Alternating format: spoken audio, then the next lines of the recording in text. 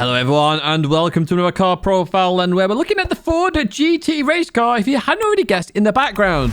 Now if you're new to the channel, do make sure you subscribe. We do these car profiles every single week, and this week is an interesting one with that GT race car. So it's a 3.5 litre twin turbocharged V6 engine, mid-engined as well, so it's rear-wheeled drive, and it has 6 gears. And you absolutely rev the nuts out of this car. Now, it does wear the real-life livery from the GTE car, and this actual car is based on the GTE version of that car that did debut and won Le Mans as well.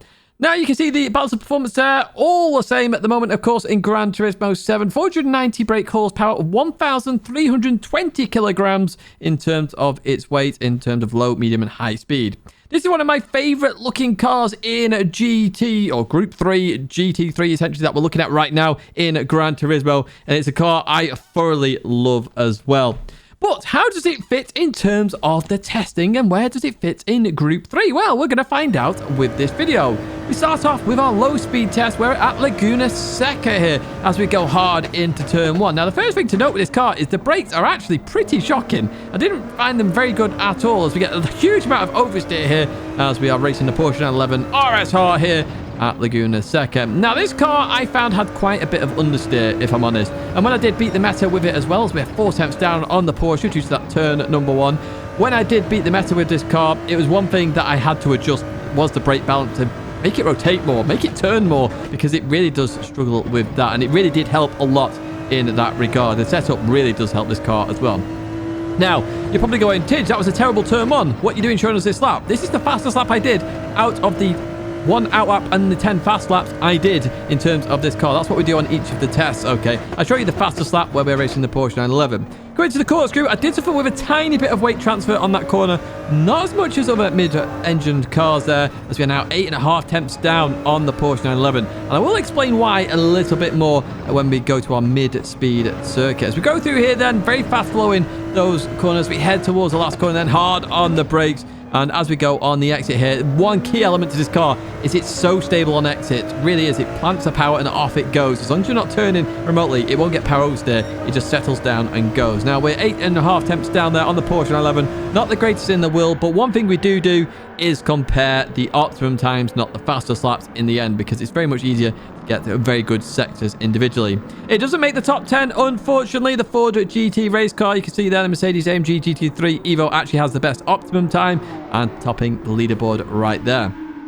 We go to the next page where it's P13, so sitting, well, fairly mid-pack there in the grand scheme of it. I did struggle to get close to that optimum, though, to be honest with you. Just the brakes, they just felt a bit off to me and very understeery. And it just meant it was a bit weird in certain places. So, yeah, it's mid-pack there. Didn't get close to it, but it is what it is. It can get that time, is what we're trying to say there. That's it for Laguna Seca, though. We're going to go to our mid-speed track now, which is Suzuka, of course, if you weren't already aware here. As we go into turn 1, I did have some issues here. We do get some issues in some mid-range, mid-engined cars. And you can see there the rear wanting to step out there, but not too shabby. We caught it nicely, and it does settle down. It likes to catch itself, actually, with that rear end. Going into the S's, fast-flowing corners are where this car does have some strength, okay? Where it's not trying to accelerate. And that's one of the big weaknesses of this car, is acceleration. And we saw that in the Beat the Meta video as well. Make sure you check out that at the end of this video. Going through here, though, we are up on that Toyota GR Supra there, which is the fastest car that we've done here at the circuit in terms of fastest laps, of course. And you can see there on exit, it was absolutely fine. Going into Tidgney 1, had no real issues here with the bump. Obviously, if I took huge amounts, did have issues as we go nearly off the circuit there. We managed to keep it on. Again, on exit, very strong acceleration there in terms of grip. Not in terms of speed, though. As I mentioned previously, it does struggle with accelerating in terms of building up that speed as we go into the hairpin. Look at this. We're nearly flat out on exit. No dramas there whatsoever. We are down on that Toyota Supra now as we leave that corner, but that's a big acceleration zone here. And this is where it suffers. So we're only just behind the Toyota Supra at that point. We'll see where it is at the end of Sector 3, of course, as we get towards Spoon then. Again, this is more flowing in terms of corners as we go through there. Looking to not understeer, because it does suffer with a bit of understeer, this car. Might explain why it's a bit more settled as well, of course, because it understeers rather than oversteers, which means it doesn't rotate as much as we continue on through here up to the end of Sector 3. What we're looking at in terms of that then versus that Toyota GR Supra half a second down. So you can see there where the hairpin is. It's just struggled with acceleration, and we saw that. 130R, not too bad there. 148 miles an hour. Hard on the brakes, very early on the brakes as well in this car. You do have to brake really early in it. I'm not sure why it's got such bad brakes, to be honest with you. But we leave that corner then. We're going to head towards the line. What are we looking at here in terms of times? That is the question. How far off are we? We are 7/10 off the Toyota GR Supra. Does mean that Optimum is nowhere near the best, of course, as well. But we'll have a look where it fits on the old leaderboard here as we go to it there. And it's not in the top 10 once again. Now, we did see a provisional 0.6. I'm not sure whether it stayed in that 0.6 range. But, you know, 158's there for the top of the leaderboard. We go to the next page then. 159.581 it went down to in the end. P17. So, getting towards the bottom end of that mid-pack, if I'm honest with you. Just struggles with acceleration. That's where it lost all its time. The accelerating out of the hairpin, I felt, was where all the time was lost. Everywhere else, where you're flowing in terms of mid-speed, you know, around the 100-mile-an-hour mark, this car is great. It can follow those corners. It may be why it did fairly okay at Grand Valley Highway. But when you get slow corners and accelerate out, it just loses all the speed. We jump to the high-speed test then here at Bathurst then as we go hard on the brakes into turn 1. It did struggle a little bit on exits in terms of turn 1 because it's very much the top end of first, bottom end of second, and you do have to rev this car. Some people said you should short shift this car on the Beat the Meta video. You don't. I've tested this multiple times on this car now. You do rev this car to get the maximum out of it. Twin turbocharged this car, so I'm assuming it's got a low and a high end. Not too sure on that one. So we are down on that Lexus RCF then in towards the right-hander we go. It did like this right-hander, actually. It was very good through there, to be honest with you. Again, it's that mid-speed corner. It likes these kind of corners. We go in towards the kink then, hard on the brakes. Now, it did have a tiny bit of power, obviously, on exit sometimes here. But other than that, when you get straightened it up a little bit, it was settled as you like. Good up here then, we're going to go into this corner. Again, very nice. Look at this. Fast flowing. It's like the GTE element of the car with the downforce has kept itself here. But everywhere else, it just struggles as we go up to here. Now, it did struggle a lot with lift-off oversteer. You know, if you carry too much speed there, the front lifting up too much, it would just fly off the corner. And as we go down the hill, this is where it did struggle a little bit. We are 4 attempts down on that Lexus. Going to here, this is my best section that I did in the entire test there. It looks like there was no issues there at all, but I can tell you, nearly every lap I had issues there, apart from this one. So I just nailed it on this one somehow, some way, just got the exact right line as we continue on out. But we do the same test for every car, so this is what it is. And I am, of course, showing you the fastest lap. This is actually the last lap of the circuit test, at least here. Let's see what we're like as we head towards the end of sector 3 then here, as we get closer and closer to that. Now we are well down here, 8/10 of a second down on that Lexus. And you can see there, sector 3, I was actually really far up on it because I just nailed it on that one time as we go into here. But it did struggle. Early on the brakes, of course, we did get a quite high top speed there as well. So it does carry its speed very well, this Ford GT race car, as we head towards the final corner there. Look at that tree on the right side. Hard on the brakes here as we slow it down here. Quite settled through this corner as we continue on out of there. We've gone maybe a bit quicker on that last corner. I'm not too sure. We're going to head towards the line though. And there we go. 202.667. Still 8 temps down on that Lexus RCF. We didn't lose much at the end there as we come to a close here now. Let's have a look at the Optimum time then. Where does it fit on the old leaderboard? Not in that top 10, which is to be expected. Some very quick cars there. You can see that well in the 201s there. Some of the leaders there with the Toyota GR Supra and that Lexus RCF GT3 car. Page 2, it doesn't even feature on page 2. That's how bad this car was here. Now you're probably going, Tid, it's got a lot of fast flowing corners. It's, you know, it's not going to have issues there with accelerating. It's not.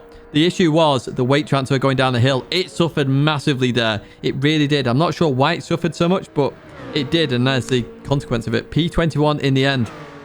Literally third to bottom there. So I think it does need a bit of a rework, to be honest, this car.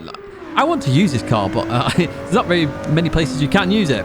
We go to the fuel test then here in this Ford GT race car. Top left is automatic, fuel map 1, so it's just revving to the limits. Bottom left, if you can only use automatic, fuel map 3, we'll see how that works. We've got half shift, top right, which is the best way to fuel save, of course. And then bottom right there, we've got the emergency fuel saving, the extreme fuel saving. All we're doing here is measuring performance while fuel saving. Why am I doing that? Because essentially, if your car's got good performance as you fuel save, as the top left one finishes, shows you rev the car, of course. We can see that there. If your car has good performance while fuel saving, it's going to be a good fuel saver.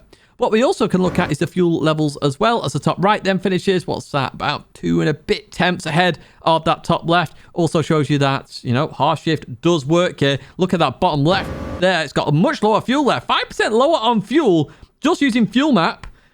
and it's slower. That's insane to me. That shows you the real significance there of short shifting. So it looks like this car is pretty good at saving fuel. It's bottom right there, 70% fuel saved. It saved a fortune in fuel. We'll see how it does in terms of performance versus that fuel saving, but it looks pretty good in terms of the ability to save fuel, which makes sense. You know, it's ran at Le Mans. It's an endurance racing machine, this car. It's based on the Ford GTE car, and, you know, it's a great car. So maximum RPM then not featuring on page 1. You know, it's got its teammates there, essentially, the Ford cars at the top. P11 though, not too shabby at all. Doesn't save a lot of fuel in terms of initial running there. 52, very much lower than the rest there. But remember, it does rev a lot. And I did find actually in automatic, it kept in gear a little bit longer, which is significant, to be honest with you. Keep that in mind, of course, when doing these tests. So if I'm in automatic, I'm letting the game decide. If you run automatic, this car does use a lot of fuel, it looks like. We go to the half shift now, and it does make that top 10, which is interesting. And look at the fuel saved. 63, it's the highest on that page. The number in brackets is the amount compared to fuel map 1 run with the automatic. So it saved 11% of fuel just by half shifting. It's a very significant fuel saver, this car. Really, really strong performance in terms of saving fuel. We are going to go to the fuel map 3 test next, I believe it is, that we're going to be looking at here as we look at the bottom end of that half shift table, of course. But I'm amazed by the performance in terms of the fuel here. So it's not made a top 10 in fuel map 3 auto. So of course, again, this will be revving the limit of the car, and that's where we're going to see it use more fuel, because fuel usage is based on the revolutions of the engine. So it drops down to P12 there. Well, it's tied, isn't it? Tied P11 there. And again, it's used more fuel than that Audi R8 LMS. Same test. You can see that. Save 6%, exact same. So fuel map working how you expect it to work, to be honest, in Gran Turismo across all the cars there, as we get to the end of those tables. And 23 cars tested now. Very interesting. But what I am very interested in now is the emergency fuel saving. And there we have it, folks. It's in the top 10 again. Very much there. 18% fuel saved. I will tell you now, that is the most fuel saved compared to any car we've ever tested. Okay, so far. 18%. That is a huge amount. So it's very much a fuel save. If you've got an extreme fuel saving race, the Ford GT race car is the car to go to, it appears. It seems very good there in terms of performance and fuel saving. Do keep that in mind as we go forward then. Very, very significant, that test there. Right, that is going to be it in terms of the fuel saving tests as we are done there. We're going to go to some tyre usage now. See what it's like on its tyres.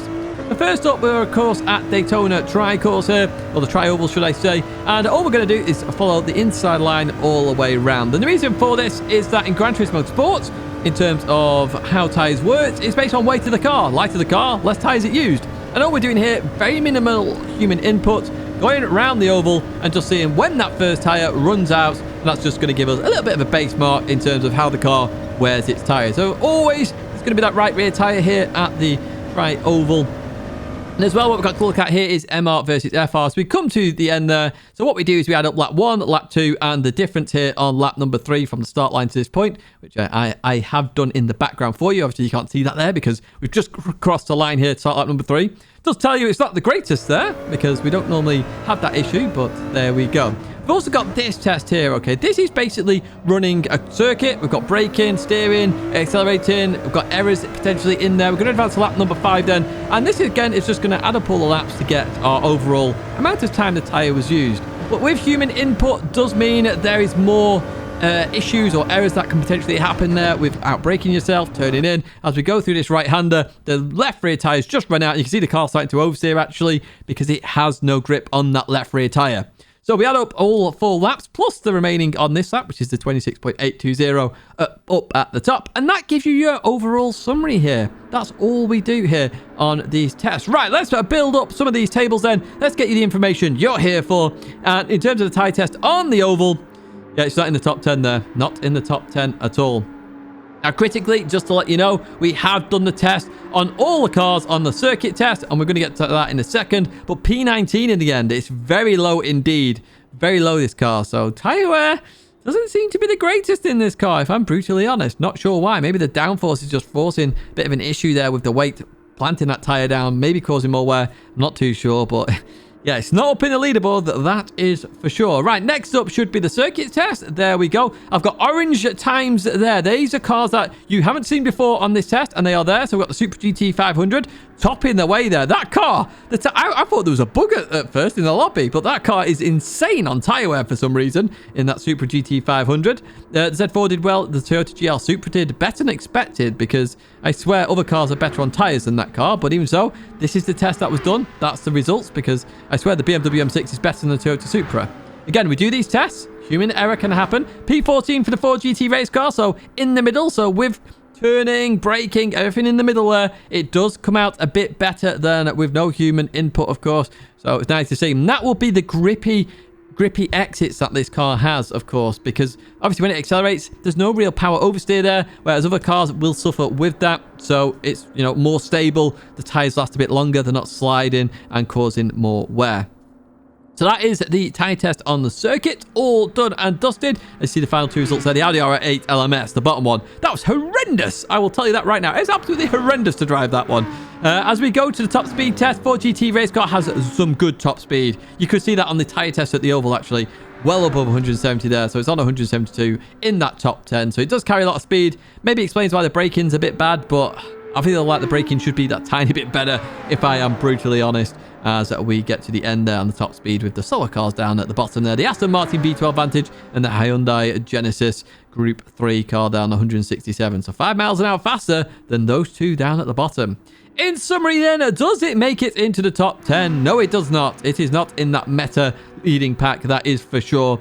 I would argue when we get to the Aston Martin V12 Vantage there, that's the start of the mid-pack, and it's a second off that Aston Martin. And I would say it's the Bathurst time that really does impact it. If you can get another half second off at Bathurst, then you are in that mid-pack, and that's round about where it sits. It's not in like the ones that really need adjusting, like these three at the bottom, but it's very much close to that. I do feel like this car should need a readjustment. It's a beautiful car. I'd love to use it. It's just not very usable, if I'm brutally honest. It really isn't very usable at all. And that's going to be it in terms of this test. If you did like it, give it a like. Subscribe to the channel to stay in touch with all the latest content. As I say, we do these car profiles each and every week, or at least I try to, with real life getting in the way sometimes, of course, in terms of work. But as I say, that is it for me. So if you've missed last week's car profile, check it out. It's right there for you. Or you want to check out the Beat the Meta, where I did test this car in race situation, you can also check that out there. A big thank you for the support, as always. Thank you for watching, and I hope to see you in another video or live stream again very soon.